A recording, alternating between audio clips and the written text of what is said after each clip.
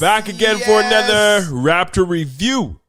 Because we got to review these games the Raptors do. We're coming down to our final few games of the season. The Raptors need to make the playoffs, not the play-in. And what's today's date?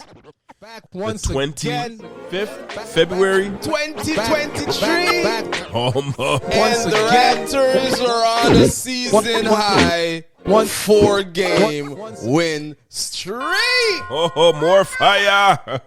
You hear what I just said? 4-game all season. They haven't done this. They get to 3. They haven't get done to this. 2. That's embarrassing. Now it's time to get a 20-game win streak, right? We're hoping. And go number 1 in the playoffs? I don't know about that, but you know what I mean? Jump to the 4th seed and then Vern will be right. Happening. But that's not happening. But let's get into the Raptor breakdown. You know, both teams entered the night. Raptors were 29-31 record. The Pistons were 15-45.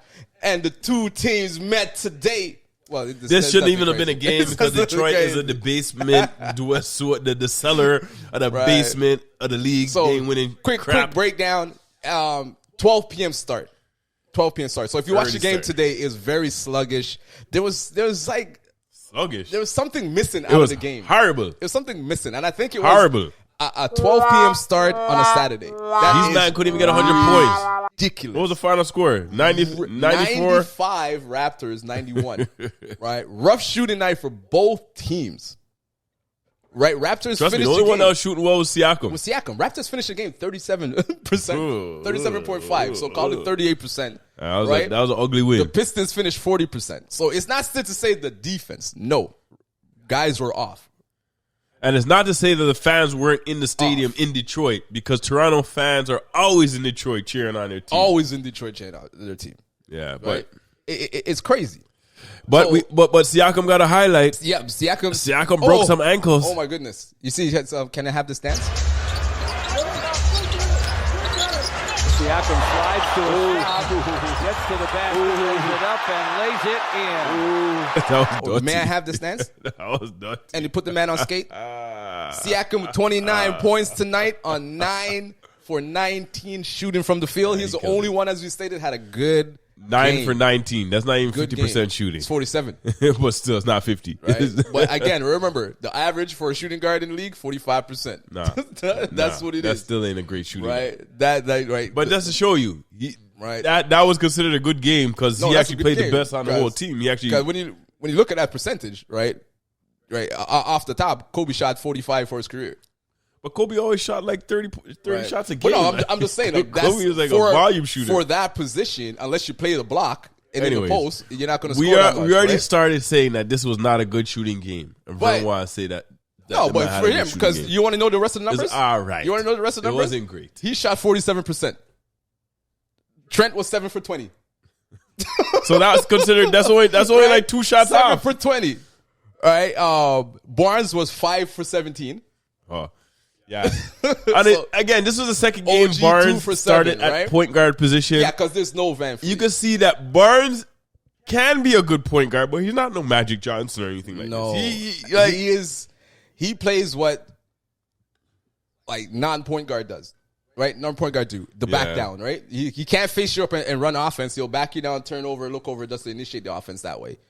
Yeah, but you can see that there needs to be some improvement, and you can see that what Van Vliet does bring to the team, what we're missing, because Van Vliet actually could push the ball. He has the handles to get through the defense and get into certain situations where he opens up the offense. But that's the thing, right? I can't really criticize Barnes because he's not a point guard. We're not criticizing him. I know what you're saying. But I'm just saying his playmaking. You can see that we're missing Fred Van Vliet. You can see what floor general does when they're on the court and when they're off the court. You can see, what I mean, their value. Yeah, but it was a good game overall. It was a good game overall.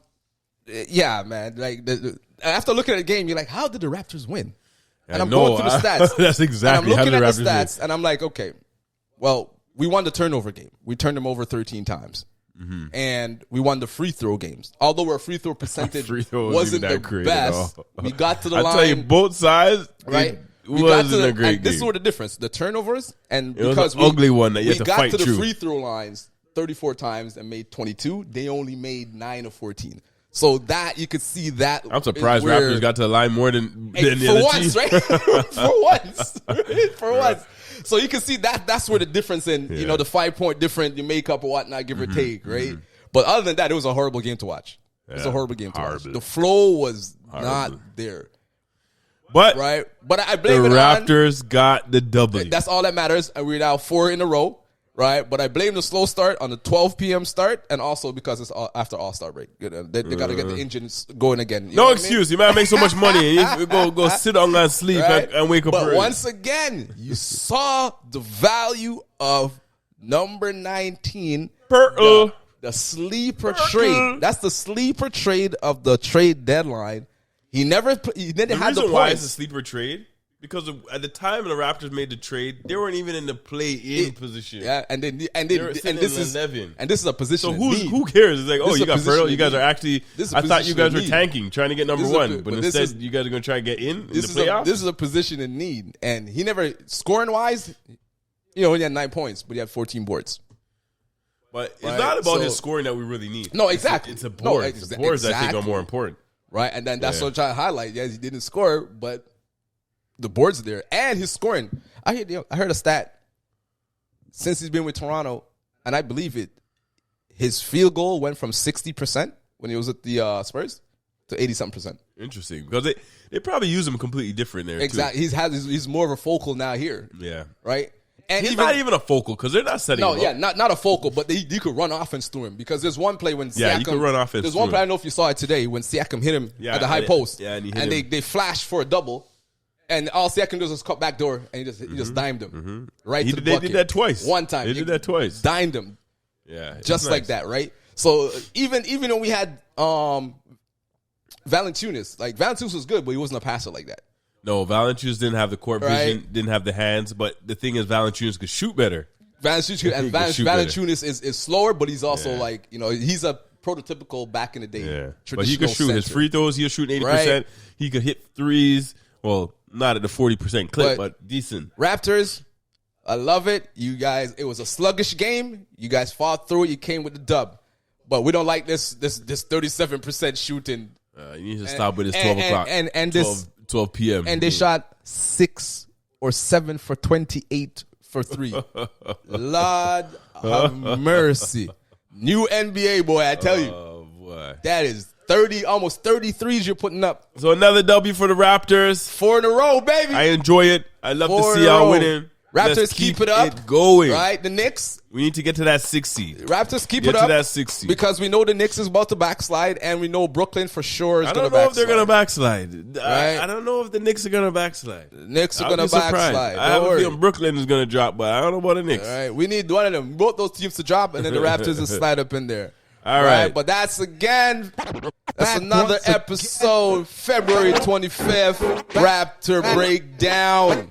Keep up the W's. Keep it going, Raptors. We're trying to get to 6-7 in a row. Yeah. Peace.